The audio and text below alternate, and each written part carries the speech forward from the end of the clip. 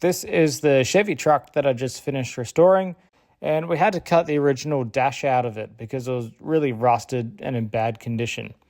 It's been laying around the house for ages. I've not really known what to do with it, so over a weekend, decided to put in a bit of work and make it look nice again.